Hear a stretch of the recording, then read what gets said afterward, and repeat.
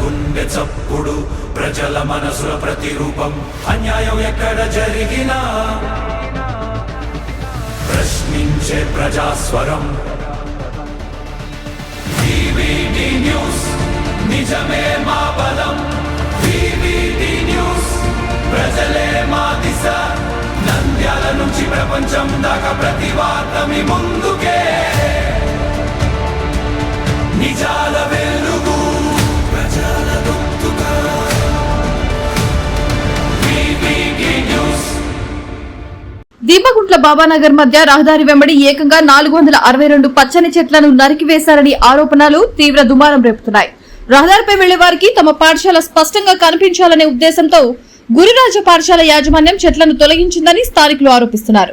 భారీగా పచ్చదనం ధ్వంసం అవుతున్నా సంబంధిత అధికారులు పట్టించుకోలేదని, ఈ వ్యవహారం వెనుక రాజకీయ ఒత్తిళ్లు లేదా ఇతర ప్రభావాలు ఉన్నాయా అనే అనుమానాలు వ్యక్తమవుతున్నాయి. ఈ విషయంపై ఆర్ఎండ్బి అధికారులను వివరణ కోరగా గత నెలలోనే గోస్పాడు పోలీస్ స్టేషన్ లో ఫిర్యాదు చేశామని, ప్రస్తుతం ప్రక్రియ కొనసాగుతోందని, పూర్తి వివరాలను త్వరలో వెల్లడిస్తామని మీడియాకు తెలిపారు. నిబంధనలు ఉల్లంఘించి చెట్లను తొలగించినట్లు తేలితే బాధ్యులపై కఠిన చర్యలు తీసుకోవాలని స్థానికులు, పర్యావరణ ప్రేమికులు డిమాండ్ చేస్తున్నారు.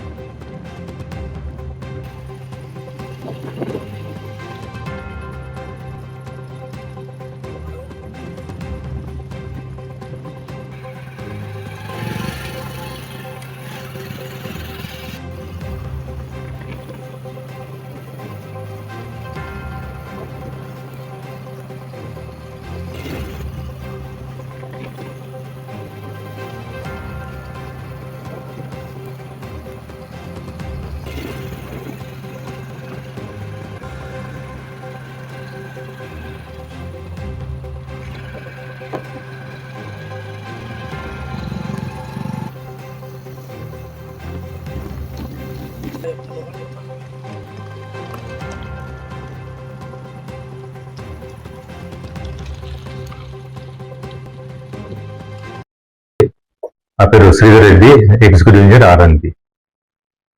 గత నెల ఒక చిన్న కంప్లైంట్ వచ్చింది.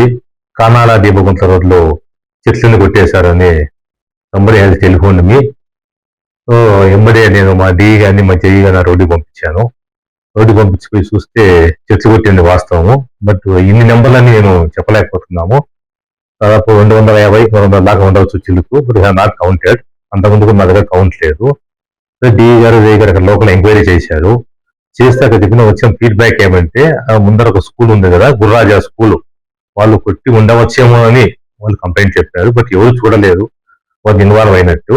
బట్ సబ్సిక్వెంట్ గా మా డి గారు పోలీస్ స్టేషన్కి వెళ్ళి కంప్లైంట్ అయితే ఇచ్చారు. ఇట్లా చెట్లు మొత్తం కొట్టేశారు మా రోడ్డు పరిధిలో, మాకు తెలియకుండా, మా పర్మిషన్ లేకుండా చెట్లు కొట్టేశారు అని వచ్చిన కంప్లైంట్ ఇచ్చారు. దాంట్లో కూడా మేము రాశాము కూడా క్లియర్ గా, request make enquiry and book a case against the peoples involve అని కంప్లైంట్ ఇచ్చాము.